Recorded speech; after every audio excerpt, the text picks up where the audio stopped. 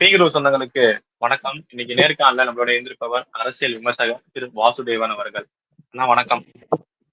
வணக்கம் கார்த்திக். இங்க கரூர் சம்பவம், ஒரு துயர சம்பவம் நடைபெற்றிருக்கு இங்க தமிழகத்துல.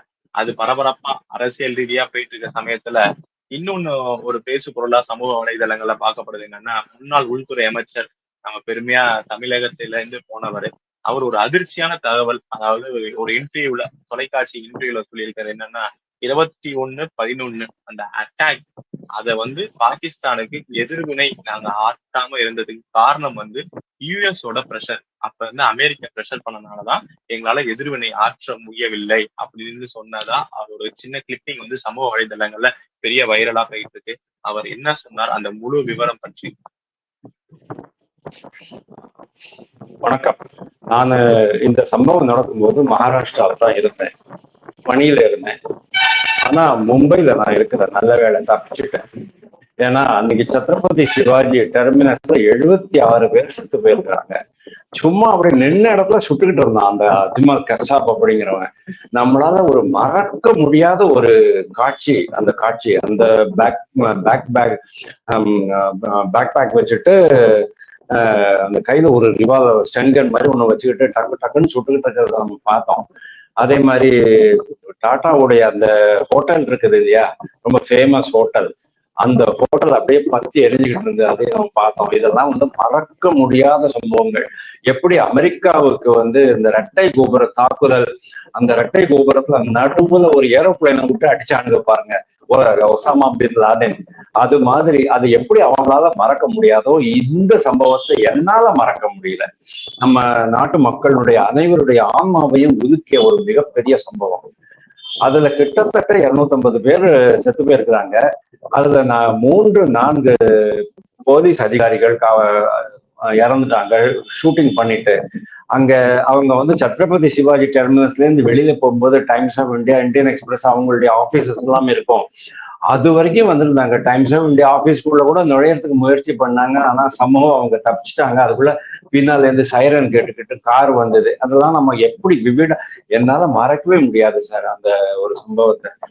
ஓகே, இப்போ திடீர்னு எதுக்கு இதை பத்தி அவர் பேசினார் அப்படின்ட்டு வலைதளங்கள்ல நிறைய பேர் கேட்கிறாங்க. இது ஒண்ணும் இல்ல, அது ஒரு பாட்காஸ்ட் அப்படின்ட்டு வரும்போது பாட்காஸ்ட்ல கேட்கிற கேள்விகளுக்கெல்லாம் நம்ம பதில் சொல்ல வேண்டியிருக்கோம். ஒரு ஆளுடைய ஒரு மாதிரி பி சிதம்பரம் மாதிரி ஒரு ஹை ப்ரொஃபைல் வேலையில இருந்தவங்களை இன்டர்வியூ பண்ணும்போது நேச்சுரலி அவங்களுடைய வேலை அனுபவங்கள், அவர் சந்திச்ச சவால்கள், அவர் எப்படி அதெல்லாம் எதிர்கொண்டார் அப்படிங்கிறதெல்லாம் பத்தி பேசுறது ஒரு சமாச்சாரம் தான், சாதாரண விஷயம்தான். அது பத்தி பேசும்போது அவர் இதை சொல்றாரு. இந்த சம்பவம் முடிஞ்ச உடனேயே இத பாகிஸ்தான் உள்ள போயிட்டு தீவிரவாத முகாம்களை அட்டாக் பண்ணணும் அப்படின்ட்டு அந்த எண்ணம் எனக்கு வந்தது. ஆனா நம்ம அதை பண்ண முடியல. இத நம்ம இத திட்டத்தை கைவிட்டோம். அது காரணம் 2 பேர் சொல்றாங்க. MEA அப்படின்னு சொல்றாரு, மினிஸ்ட்ரி ஆஃப் எக்ஸ்டர்னல் அஃபேர்ஸ் அப்படிங்கிறாரு. அன்னைக்கு மினிஸ்ட்ரி ஆஃப் எக்ஸ்டர்னல் அஃபேர்ஸ்ல யாரு இருந்தாங்கன்னா பிரணாப் முகர்ஜி தான் இருக்கிறாரு. அதுக்கு அடுத்தது IFS அப்படிங்கிறாரு. IFS சொன்னா இந்தியன் ஃபாரின் சர்வீஸ். அதாவது வெளியுறவுத்துறை அமைச்சகமும் வெளியுறவுத்துறை சம்பந்தப்பட்ட அமைப்புகள், அதிகாரிகள் ஆகட்டும், தூதர்கள் ஆகட்டும், அமெரிக்கால இருந்து மற்ற நாடுகள்ல இருந்து பிரஷர் வந்ததாகட்டும், இது எல்லாமே தான் காரணம். நாங்க பாகிஸ்தானுக்குள்ள போயிட்டு அவங்களை அட்டாக் பண்ணல, அதான் காரணம் அப்படின்னு சொல்றாரு. இது நம்ம கொஞ்சம் இது பண்ணி பாக்குறோம், நம்ம பின்னோக்கி பாக்குறோம் அப்படின்னா உங்களுக்கு சில விஷயங்கள்லாம் நான் உங்களுக்கு சொல்றேன். மன்மோகன் சிங் பீரியட்ல அவங்களை அட்டாக் பண்ணணும்னு யோசிச்சதே ரொம்ப பெரிய விஷயமா தான் நான் பாக்குறேன். ஏன்னா அவங்களுக்கு அந்த அளவுக்கு தைரியம் இருந்தது கிடையாது. 2008 தான் நம்ம இதுக்கு அணுசக்தி நிலையங்களுக்கெல்லாம் யுரேனியம், என்ரிச்டு யுரேனியம் வேணும் அப்படின்னுட்டு மன்மோகன் சிங் அமெரிக்காவுக்கு பயணமாகிறார். பயணமாகிட்டு அவர் வரும்போது கம்யூனிஸ்ட்காரங்கெல்லாம் என்ன சொல்றாங்க, கம்யூனிஸ்ட்காரங்க அப்பதான் அவங்களுடைய ஆதரவை வாபஸ் வாங்கிக்கிறாங்க. கம்யூனிஸ்ட்காரங்கெல்லாம் என்ன சொல்றாங்க, நீங்க அமெரிக்காவுக்கு அடிமை ஆயிட்டீங்க அப்படிங்கிறாங்க. அதுக்கப்புறமா இது தேசத்துக்கு எதிரானது அப்படிங்கிறாங்க. காங்கிரஸ்குள்ளேயே இவர் அமெரிக்கா கூட கொஞ்சம் குலாவறதெல்லாம் அவங்களுக்கு பிடிக்கல. அப்போ நீங்க வந்து காங்கிரஸ் விரும்பாத விஷயங்களை நீங்க செய்யறீங்க அப்படிங்கிற மாதிரி மன்மோகன் சிங் மேல இவங்க அவதூறுகள் சொன்னாங்க, காங்கிரஸ்காரங்களே. அப்போ மன்மோகன் சிங் என்ன சொன்னாரு, நான் பதவியை விட்டு விலகிக்கிறேன் அப்படின்ட்டு ஒரு மிரட்டினாரு. மன்மோகன் சிங் பதவியை விட்டு விலகிட்டாரு சொன்னா சோனியா காந்திக்கு ரொம்ப பெரிய பிரச்சனை ஆயிடும். ஏன்னா அவர் வந்து மன்மோகன் சிங்கை தான் விரும்பினாரே தவிர பிரணாப் முகர்ஜியை விரும்பல. அதனால்தான் பிரணாப் முகர்ஜியை உட்காத்தி வச்சுட்டு, சீனியர் மோஸ்ட் பர்சன் அவரு, மன்மோகன் சிங்கை தான் அவர் பிரதமரா மாத்துறாங்க, பிரதமரா ஆக்குறாங்க 2004. இதுக்கு காரணம் என்ன அப்படின்னா, மன்மோகன் சிங் வந்து ஒரு டம்மியா இருப்பாரு, நம்ம சொல்றதெல்லாம் கேட்பாரு. நீங்களே பார்த்திருக்கீங்க, வெளிநாடுகளுக்கெல்லாம் வந்து பிரதமர் போகும்போது சோனியா காந்தி போவாங்க, சோனியா காந்தி முன்னால போவாங்க, பிரதமர் பின்னால போவாரு. இந்த மாதிரி இதெல்லாம் நம்ம பார்த்திருக்கோம். அதனால மன்மோகன் சிங் வந்து இந்த மாதிரி சொன்ன உடனே ஓகே இது வேண்டாம் அப்படிங்கிற மாதிரி அவங்க டிசைட் பண்றாங்க. நவ் இந்த இன்சிடென்ட் நடக்கிறது. இன்சிடென்ட் நடந்த உடனே இவங்க வந்து பிளான் பண்றாங்க அப்படிங்கிறது பாகிஸ்தானுக்கு தெரிஞ்சு போயிடுறது. பாகிஸ்தான் அலறி கதறி எல்லா நாடுகள்கிட்டையும் போறான், கத்தார் கிட்ட போறான், சவுதி அரேபியா கிட்ட போறான், ஈரான் கிட்ட போறான். ஏன்னா அப்பெல்லாம் ஈரான் கூட நம்மளுக்கு ரொம்ப அருமையான ரிலேஷன்ஷிப். இதுக்கு போறான், கனடா, பிரிட்டன், அமெரிக்கா, எல்லா நாடுகள், ருஷ்யா, எல்லா நாடுகள்கிட்டையும் போயிட்டு ஐயா எங்களை காப்பாத்துங்க அப்படின்னாங்க. உடனே இவங்க எல்லாரும் என்ன பண்ணிட்டாங்க, கொண்டோலேசா ரைஸ் கேக்குறாங்க. கொண்டோலேசா ரைஸ் வந்து புஷ் அட்மினிஸ்ட்ரேஷன்ல 2000 அந்த பீரியட்ல 2004 2008 நினைக்கிறேன், 2008 2016 நினைக்கிறேன், இல்ல 2001 2009 வரைக்கும் அவங்க தான் வந்து இதுல இருக்கிறாங்க. அதாவது அந்த ஃபர்ஸ்ட் 4 இயர்ஸ்க்கு அவங்க செக்ரட்டரி ஆஃப் ஸ்டேட், ரொம்ப பவர்ஃபுல் பொசிஷன், ஹென்ரி கிசிங்கர் மாதிரி வச்சுக்கோங்க, ரொம்ப பவர்ஃபுல் பொசிஷன். அதுக்கு முன்னால காலின் பவல் அப்படின்னு ஒருத்தர் இருந்தார் பாருங்க. இவங்கெல்லாம் ரொம்ப பெரிய பெரிய ஆளுமைகள், அதாவது இன்டர்நேஷனல் லெவல்ல பல விஷயங்களை சாதிக்கக்கூடிய திறமை உள்ளவர்கள், கன்வின்ஸ் பண்ணக்கூடிய திறமை உள்ளவர்கள். அவங்களுக்கு போன் பண்றாங்க. அவர் வந்து இவருக்கு ஃபாரின் மினிஸ்டருக்கு பிரணாப் முகர்ஜிக்கு போன் பண்றாரு, போன் எடுக்கல. உடனே அவரும் பதட்டம் ஆயிடுறாரு. அதுக்கப்புறமா என்னடா இந்த மாதிரி என்ன பிரச்சனை வந்துடும் போல் இருக்கு இந்தியா பாகிஸ்தானுக்கு. ஜார்ஜ் புஷ் என்ன சொல்றாரு, நீ முதல்ல போமா, இந்தியாவில போயிட்டு விசாரிச்சுக்கோ, அவங்களுக்கு வந்து ஸ்டாப் பண்ணிடு, அதுக்கப்புறமா பாகிஸ்தானுக்கு விசிட் பண்ணிட்டு வா அப்படிங்கிற. அந்த அம்மா வர்றாங்க, 3 நாளுக்கு அப்புறமா அவங்க வராங்க இங்க. அன்னைக்கு தான் சிவராஜ் பாட்டீல் அப்படின்னுட்டு உள்துறை அமைச்சர். இப்போ சிவராஜ் பாட்டீல் பத்தி நான் உங்களுக்கு சொல்லி ஆகணும், உங்களுக்கு வேண்டாம் சார், நம்ம நேயர்களுக்கு சொல்லுவோம் சார். நம்ம சுதந்திர இந்தியாவிலேயே இரும்பு மனிதர் சொன்னா வல்லபாய் பட்டேல், அவர் வந்து உள்துறை அமைச்சர். அதற்கு அடுத்த உள்துறை அமைச்சர் இரும்பு மனிதர் யார் தெரியுமா, அமித்ஷா தான். நடுவுல இருந்த யாருமே சரியில்லை. அப்பப்போ வாஜ்பாய் ஏத்துக்கிட்டு இருந்தாரு. வாஜ்பாய் பீரியட்ல ஒரு சில நல்ல அதிகாரிகள்லாம் இருந்தாங்க, நல்ல அமைச்சர்கள்லாம் இருந்தாங்க. இந்த சிவராஜ் பாட்டீல் அப்படிங்கிறவர் வந்து ஒரு ஷோக்கி, அதாவது ரொம்ப ஷோ பண்ணிக்கிறவர், நீரோக்கு சமம் அப்படிம்பாங்க. அதாவது இந்தியாஸ் நீரோ அப்படின்னு அவரை கூப்பிடுவாங்க. நீரோ அப்படிங்கிறது 1வது நூற்றாண்டுல ரோமாபுரி மன்னர். அவனுக்கு வந்து நாடுல யாரு என்ன பண்ணினாங்களோ தெரியாது, அவன் பாட்டுக்கு ஃபிடல் வாசிக்கிட்டு ஒரு பெண்கள் கூட்டத்திலேயே அமர்ந்திருக்கிற அந்த ஒரு இன்பத்தை தூய்க்கும், மக்கள் துன்பத்தை தூய்க்கும் போது இவன் மட்டும் இன்பத்தை தூய்க்கும் ஒரு அரசன். அது மாதிரி இவரு நாட்டை பத்தி கவலையே பட மாட்டாரு. ஒரு நாளைக்கு 6 முறை அவருடைய ட்ரெஸ் சேஞ்ச் பண்ணுவாரு. அதெல்லாம் கரெக்டா பாருங்க, சஃபாரி சூட்ல தான் எப்பவுமே இருப்பாரு. அது ஒண்ணுதான் அவர் பண்ணினாரே தவிர அந்த 4 வருஷம் 2004 2008 வரைக்கும் வேற எதுவுமே பண்ணல. அவர் பீரியட்ல தான் மேக்சிமம் இந்த உள்துறை நிர்வாகம் அப்படிங்கிறது ரொம்ப பயங்கரமா சீர்கெட்டு போச்சு. அப்போதான் வந்து இந்த கிரிட்டிசிசம் வரும் அப்படிங்கிறது தெரிஞ்ச உடனே மன்மோகன் சிங் என்ன பண்றாரு, பி சிதம்பரத்தை உள்துறை அமைச்சரா மாற்றுறாரு. இப்போ பி சிதம்பரம் அது வரைக்கும் இதுல இருந்தாரு, பைனான்ஸ்ல இருக்கிறாரு. உள்துறை அமைச்சர் ஆனதுக்கப்புறம் பி சிதம்பரம் டக்குன்னு ஆக்ஷன் எடுக்கிறாரு. ரொம்ப நல்லா ஒர்க் பண்ண ஒரு ஆளுதான். பி சிதம்பரம் திருப்பியும் பைனான்ஸ் மினிஸ்ட்ரிக்கு போனதுக்கு அப்புறம் என்ன ஆகுறது, அந்த மினிஸ்ட்ரி உள்துறை அமைச்சகத்துக்கு சுஷில் குமார் ஷிண்டேங்கிறவர் வராரு. அவரும் ஈக்குவலி பேடு. இவங்க 2 பேருமே, சிவராஜ் பாட்டீலும் சுஷில் குமார் ஷிண்டே 2 பேருமே வந்து மகாராஷ்டிராவை சேர்ந்தவர்கள் தான். ஆனா 2 பேருமே கையால் ஆகாதவர்கள் அப்படிங்கறத ரொம்ப கிளியரா ப்ரூவ் பண்ணிட்டாங்க. எப்படி ஒரு நாட்டின் நிர்வாகம் 10 வருஷம் ஒரு சரியான உள்துறை அமைச்சர் கூட இல்லாம நடந்துட்டு இருந்தது அப்படிங்கிறதுக்கு இது ஒரு எக்ஸாம்பிளா நான் இதை சொல்றேன். அப்புறம் கொண்டலேசா ரைஸ் வராங்க, இவங்கள்ட்ட கேக்குறாங்க. மன்மோகன் சிங் சாரி பிரணாப் முகர்ஜி சொல்றாரு, I am on election duty, எனக்கு வந்து வெஸ்ட் பெங்கால் எலெக்ஷன்ல நான் கேம்பெயின் பண்ணிட்டு இருக்கேன். நான் போர் தொடுக்கிறதா இருந்தா நான் எப்படி எலெக்ஷன் கேம்பெயின் பண்ணிட்டு இருப்பேன், நான் டெல்லியில தானே இருப்பேன் அப்படின்னா அவங்க சொல்றாங்க. அதுக்கப்புறமா இந்த அம்மா பாகிஸ்தானுக்கு போறாங்க. பாகிஸ்தான்ல போயிட்டு பிரைம் மினிஸ்டர் யூசுப் ராசா கிலானி, பிரசிடென்ட் அசீஃப் அலி ஜர்தாரி 2 பேரையும் பார்த்து பேசுறாங்க. அப்புறமா பர்வேஸ் கயானி அப்படின்ட்டு ஒரு ஆர்மி சீஃப் இருக்கிறாரு, இப்ப நம்ம முனீர் அசீம் முனீர் மாதிரி. அவர்கிட்ட பேசும்போதுதான் இந்த அம்மா தெரியுது இவங்க தான் பண்ணிருக்கிறாங்க அப்படின்னுட்டு. என்கிட்ட பொய் சொல்லாதீங்க, என்கிட்ட எல்லா விஷயம் இருக்கு, இது நடத்தினது பாகிஸ்தான் தான், அதனால இந்தியா உங்க மேல போர் தொடுத்துன்னு சொன்னா என்னால ஒண்ணுமே பண்ண முடியாதுங்கிற மாதிரி அவங்க மிரட்டிடுறாங்க. அப்புறம் அவங்க போயிடுறாங்க. இதையே அவங்க அவங்களுடைய புஸ்தகத்துல எழுதியிருக்கிறாங்க. புஸ்தகத்துல என்ன எழுதியிருக்கிறாங்க அப்படின்னா, நோ ஹை ஹானர்ஸ் அப்படிங்கிறது அவங்களுடைய அந்த ஒரு பர்டிகுலர் பீரியடுக்கான ஒரு புத்தகம்.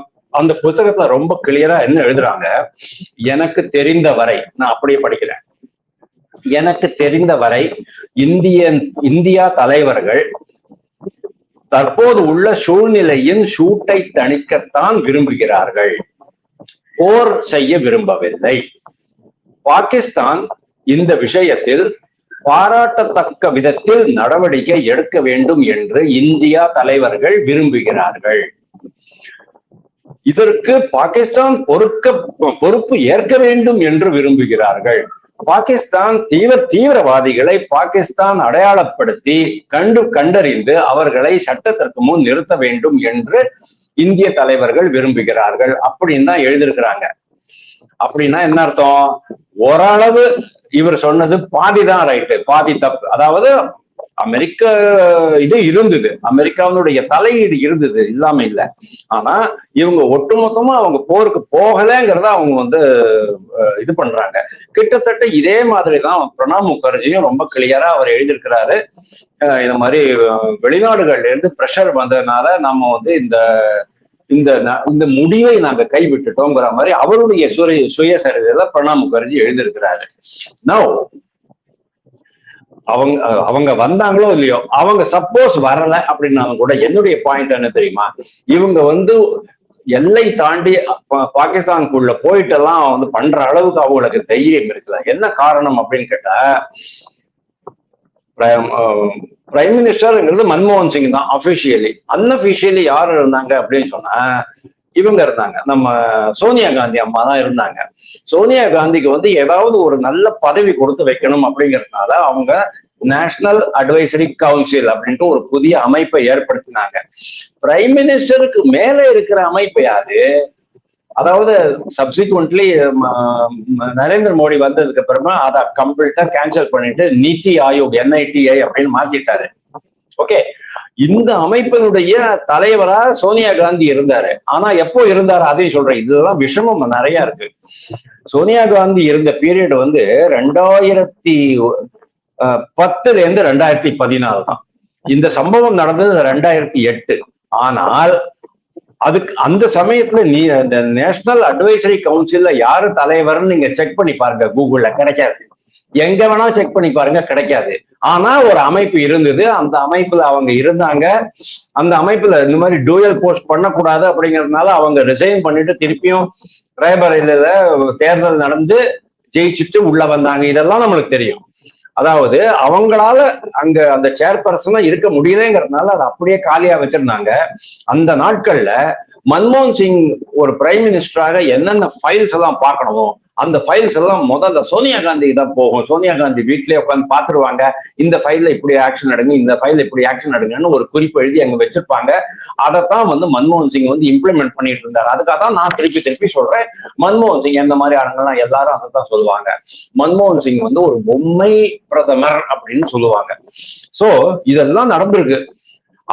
அப்படியே அவங்க இன்டர்நேஷனல் லெவல்ல ஒரு கண்டம்னேஷனோ ஒரு கண்டனமோ அது மாதிரி எதுவுமே இல்லைன்னாலும் கூட மன்மோகன் சிங் அரசுக்கு பாகிஸ்தான் மேல போர் புரியற அளவுக்கு திராணி இருக்குல்ல. அதுக்கு காரணம் என்ன தெரியுமோ? ஏகே ஆண்டனி என்ன சொன்னார் அப்படிங்கறது திருப்பி நான் உங்ககிட்ட சொல்ல வேண்டியிருக்கும். ஏகே ஆண்டனி என்ன சார் சொன்னாரு? சீனா கூட தான் போர் புரிய முடியாது, அவங்க அவங்கெல்லாம் வந்து ரொம்ப பெரிய நாடு, பெரிய ராணுவம் இருக்கு, நம்ம ராணுவம் ரொம்ப சின்னது, நம்மளுக்கு ஆயுதங்கள் வாங்குறதுக்கே பணம் இல்லை அப்படின்னாரு. இத வச்சுக்கிட்டு மன்மோகன் சிங் ரோடு போட்டா ஈஸியா தாக்குதல் கூட ஆயிடும். ஆமா, அதுக்கப்புறமா இதை வச்சுக்கிட்டு மன்மோகன் சிங் கிட்ட பிரதமர் கிட்ட நிருபர்கள் கேட்கறாங்க, இந்த மாதிரி ஆண்டனி சொல்றாரு. பிரதமர் என்ன சொன்னார் தெரியுமா? பணம் என்ன மரத்துல காய்க்குதா அப்படிங்கிறாரு. அப்புறம் எப்படி சார் நரேந்திர மோடி வந்து 36 ரஃபேல் ஜெட் வாங்கினாரு? 11 வருஷத்துல ஆயுத உற்பத்தி இன்னைக்கு எப்படி இருக்கு அப்படின்னு சொன்னா, நம்மளுக்கு வேண்டிய ஆயுதங்கள் இருக்கு, ராக்கெட்டுகள் இருக்கு, டிராக்டர் டேங்குகள் இருக்கு, மற்ற போக்குவரத்து சாதனங்கள் இருக்கு, ரைபிள்ஸ் இருக்கு, குண்டு இருக்கு, புல்லட் ப்ரூஃப் ஜாக்கெட் கூட இருக்கு. 2000 ரூபாய்க்கு அவங்க வந்து பில் போட்டாங்க. அதாவது army chief V K Singh அதாவது மன்மோகன் சிங் பீரியட்ல இருந்த போது அவர் என்ன எழுதியிருக்காரு தெரியுமா? அவருடைய புஸ்தகத்துல புல்லட் ப்ரூஃப் ஜாக்கெட் வாங்குறதுக்கு 10 வருஷம் ஆகுமா.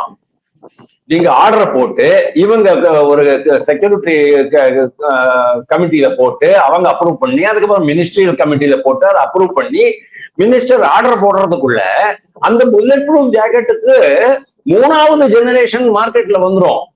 இந்த மாதிரி இருந்தது மன்மோகன் சிங் பீரியட்ல நம்மளுடைய ராணுவம், நம்மளுடைய நிர்வாகம். இதைத்தான் நான் திருப்பி திருப்பி உங்களுக்கு சொல்லிட்டு இருக்கேன். ஐ மீன் உங்க நேயர்களுக்கு சொல்லிட்டு இருக்கேன், உங்களுக்கு எல்லாமே தெரியும். அதுலதான் இன்னொரு கேள்வி. இவங்க ஆனா ஆபரேஷன் சிந்தூர்ல ட்ரம்ப் அவர்கள் வந்து பிரஷர் கொடுத்தாங்க அப்படின்னு ட்ரம்ப் மட்டும் தான் சொன்னாரு. நம்ம அதுக்கு வந்து ஆதாரபூர்வமா அழைப்புலதே நம்ம எடுக்கவே இல்லைன்னு சொல்லிட்டு வெளியுறவுத்துறை அமைச்சர் வந்து தெளிவா சொல்லியிருக்காங்க. பட் அந்த விஷயத்துல பாக்குறப்ப எதிர்கட்சிகள் குறிப்பா காங்கிரஸ் வந்து ட்ரம்ப்புக்கு அடிமையாயிட்டாரு, அமெரிக்காவோட அடிமையாயிட்டாங்க மோடி அவர்கள் சொல்லிட்டு இவங்களுக்கு சொல்றதுக்கு ஏதாவது தார்மீக உரிமை இருக்கா? நான்சென்ஸ். அதுக்கு அவர் ஒரு காங்கிரஸ் தலைவர் என்ன சொல்றாரு தெரியுமா? இதையும் அதே நீங்க கம்பேர் பண்ணக்கூடாது அப்படிங்கிறாரு. ஏன்பா கம்பேர் பண்ணக்கூடாது? இதுவும் தீவிரவாதம் தானே. மும்பையில சார் நீங்க வந்து காஷ்மீர்ல ஏதோ ஒரு மூலை முடுக்கல பண்ணினா அப்படின்னு சொன்னா நம்ம அண்டர்ஸ்டாண்ட் பண்ண முடியும். மும்பையில அந்த கடற்கரையில ஜுஹு கடற்கரையில பாகிஸ்தான்ல இருந்து போட்டு வருது, அதுல இருந்து இறங்குறானுங்க சார் 6 பேரு. என்ன சார் பேசுறீங்க? மும்பை மாதிரி ஒரு ஹை செக்யூரிட்டி ஜோன்லயே தீவிரவாதிகள் வந்து கடல் மூலமாக வந்து இறங்குவது எந்த ஆட்சியில் நடந்தது சார்? அவங்க ஆட்சியில் தான் சார் நடந்தது. அப்போ இதை விட இன்னைக்கு நம்ம ஆபரேஷன் சிந்தூர் பண்ணினோமே, அதை விட பயங்கரமான ஒரு நடவடிக்கை அவங்க எடுத்திருக்க வேண்டும். ஆனா கையாலாகாதவங்க, தொடை நடுங்கிகள். அதனாலதான் அவங்க வந்து ஆனா இன்னைக்கு வந்து கன்வீனியன்ட்டா என்ன பண்றாங்க? அமெரிக்கா மேல பழி போடுறாங்க. அவங்க வந்து பிரஷர், அதுவும் உங்களுக்கு அவமானம் தானே. அமெரிக்காக்காரன் பிரஷரைஸ் பண்ணினா அதனால நாங்க கை விட்டுட்டோம், பயந்துட்டோம். டிப்ளமேட்டிக்கா இருக்கணும். ராஜதந்திரம் என்ன மாட்டணும்? ராஜதந்திரம் நீங்க ராஜதந்திரம் பண்ணினீங்க, கரெக்ட். நீங்க என்னையா சாதிச்சீங்க ராஜதந்திரம் பண்ணிட்டு? அந்த 10 வருஷம் மன்மோகன் சிங் பீரியட்ல 10 வருஷம் மன்மோகன் சிங்கை எப்படி அவங்க வந்து ட்ரீட் பண்ணாங்க? ஒரு அசிஸ்டன்ட் மாதிரி தான் ட்ரீட் பண்ணாங்க. நரேந்திர மோடி வந்ததுக்கு அப்புறம் ஒபாமா அவரை எப்படி ட்ரீட் பண்ணாரு? இவங்க எல்லாம் என்ன பண்ணாங்க? காங்கிரஸ் எம்பிக்கள்லாம் 2002ல குஜராத்ல ஒரு மிகப்பெரிய கலவரம் நடந்துச்சு. அந்த கலவரத்தினால அதை வந்து 2000 இஸ்லாமியர்களை கொண்டுட்டாங்க அப்படின்னு சொல்லிட்டு நரேந்திர மோடிக்கு விசா கொடுக்க கூடாதுன்னு சொல்லிட்டு 158 எம்பிக்கள் இன்க்ளூடிங் கம்யூனிஸ்ட் எம்பிக்கள் அமெரிக்காவுக்கு லெட்டர் எழுதுது. அமெரிக்காக்காரன் வந்து விசாவே கொடுக்கல. அந்த அளவுக்கு இவங்க வந்து இவங்களுக்கு ஒரு நம்ம நாட்டுக்காரங்க மேலேயே இவங்களுக்கு இவ்வளவு காழ்ப்புணர்ச்சி இருக்குன்னு சொன்னா, பாகிஸ்தானை பொறுத்த வரைக்கும் சார் காங்கிரஸுக்கு வந்து பாகிஸ்தான் மேல அபரிமிதமான லவ் இருக்கு சார். நான் ஏன் சொல்றேன்? ஏன்னா இவங்க எல்லாருமே பாகிஸ்தான்ல இருந்து வந்தவங்க தான். அதாவது அந்த காலத்துல லாகூர், பெஷாவர் அங்க வந்து பிறந்த மணிசங்கர் ஐயர் எங்க சார் பிறந்தாரு சொல்லுங்க? மணிசங்கர் ஐயருக்கு ஏன் சார் இவ்வளவு அன்பு பாகிஸ்தான் மேல? அவர் பிறந்தது லாகூர். அதனால அவங்க மேல ரொம்ப இது இருக்கும். அவங்க என்ன ஒரு பாகிஸ்தான் எவ்வளவு தீவிரவாதிகளை இங்க அனுப்பிச்சாலும் பாகிஸ்தான் அனுப்பல. அதுக்குதான் நான் ஸ்டேட் ஆக்டர் அப்படின்ட்டு ஒரு டேர்ம் கொண்டு வந்தாங்க. எப்படி இந்து தீவிரவாதம்னு காங்கிரஸ் கொண்டு வந்துச்சோ அதே மாதிரி நான் ஸ்டேட் ஆக்டர், அதை பாகிஸ்தான் அரசு ஒண்ணும் பண்ணல, பாகிஸ்தான் ராணுவம் பண்ணல, பாகிஸ்தான் மக்கள் எல்லாருமே, அதாவது உலகத்துல பிரம்மா படைச்ச நல்லவர்கள் எல்லாமே பாகிஸ்தானுக்குள்ளதான் இருக்கிறாங்க, அவங்க யாருமே ஒண்ணுமே பண்ணல. இதெல்லாம் நான் ஸ்டேட் ஆக்டர், அதாவது பாகிஸ்தானை தவிர நான் ஸ்டேட், அதாவது அந்த அரசுக்கு சம்பந்தம் அல்லாத தீவிரவாதிகள் அப்படிங்கிற மாதிரி இவங்க அதுக்கு சப்பக்கட்டு கட்டினாங்க. இதே பி சிதம்பரம் சப்பக்கட்டு கட்டினார், நான் சொல்றேன் உங்களுக்கு. அதே மாதிரி பாகிஸ்தான் எப்படி பாத்தீங்கன்னு சொன்னாலும் பாகிஸ்தானுடைய தப்பு கிடையாது. இதுக்கு முன்னால ராஜீவ்காந்தி இருந்த போது அமன் கி ஆஷா அப்படின்னு ஒண்ணு சொன்னாங்க. நான் என்ன சொல்றேன், அமன் கி ஆஷா அப்படின்னா பாலம், அதாவது ஒரு இணைப்பு பாலம். அமன் ஆனா சாந்தி, அமைதி, அமைதிக்கான பாலம் நம்ம கட்டுவோம் பாகிஸ்தானுக்கு இதுக்கும் அப்படின்ட்டு. நீங்க ராஜதந்திர நடவடிக்கைகள் மூலமாக அமைதியை நிலைநிறுத்துங்கள், தப்பு கிடையாது. ஏன்னா வாஜ்பாயே பண்ணியிருக்காரு. வாஜ்பாயே லாகூருக்கு பஸ்ல போனாரா இல்லையா, சண்டிகர்ல இருந்து அமிர்தசர்ல இருந்து, அதெல்லாம் பண்ணணும், பண்ணித்தான் ஆகணும். ஆனா எவ்வளவு நாள் நீங்க பண்ணுவீங்க, எவ்வளவு நாள் நீங்க குழஞ்சு கும்பிடு போட்டுக்கிட்டு உட்காந்துருப்பீங்க, எவ்வளவு நாள் நீங்க வெளிநாட்டு அரசுகளுக்கு பயந்துகிட்டு உட்காந்துருப்பீங்க அப்படிங்கறதுதான் கேள்வி. இப்போ நான் உங்களோட முக்கியமான கேள்விக்கு வரேன், முக்கியமான பகுதிக்கு நான் வரேன். எதுக்கு பி சிதம்பரம் இந்த சமயத்துல அதை சொல்றாரு? ரஷீத் அல்வி அப்படின்ட்டு ஒரு மகாராஷ்டிரா லீடர் ஒருத்தர் இருக்காரு காங்கிரஸ்ல, சீனியர் மோஸ்ட். அவர் என்ன சொல்றாரு தெரியுமா? சிதம்பரம் இதை பத்தி பேசுறதுக்கு அவசியமே இருக்குல்ல, இப்ப அனாவசியமா இது பிஜேபி காரங்களுக்கு தான் நல்ல ஒரு பிஜேபி காரங்களுக்கு வெறும் வாயை மெல்லறதுக்கு அவல் போட்ட மாதிரி ஆயிப்போச்சு அப்படிங்கிறாரு. அதாவது காங்கிரஸ்காரங்களே உள்ளுக்குள்ள இருந்தே காங்கிரஸ் இயக்கத்தை பலவீனப்படுத்துகிறார்கள் அப்படின்னாரு. அதுக்கு ஒரே ஒரு எக்ஸாம்பிள் அவர் சொல்றாரு. அந்த என்ன உதாரணம் தெரியுமா? விளக்கு எரிகிறது, அந்த விளக்கின் மூலமாகவே மொத்த வீடும் தீப்பற்றி எரிகிறது போல காங்கிரஸ்காரர்கள் செய்கிறார்கள் அப்படின்னு அவர் சொல்றாரு. எதுக்கு இப்போ சொல்லணும்? ஏன் இந்த மேட்டர் வந்த போது 2008 பார்லிமெண்ட்ல கண்டிப்பா இதை பத்தி விவாதம் நடந்திருக்குமே.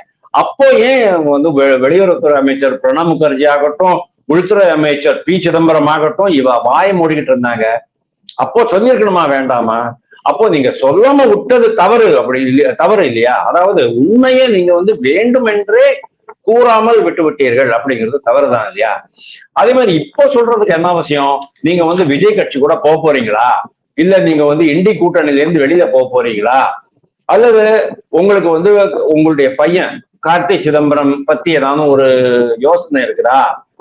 இதனால காங்கிரஸ் கட்சிக்குள்ள ஒரு மிகப்பெரிய கலவரம் ஏற்பட வேண்டும், அதுல எப்படியாவது கார்த்திக் சிதம்பரத்தை நம்ம பெரிய ஆளா ஆக்கிடலாம் அப்படின்னு ஒரு பாக்குறாரா?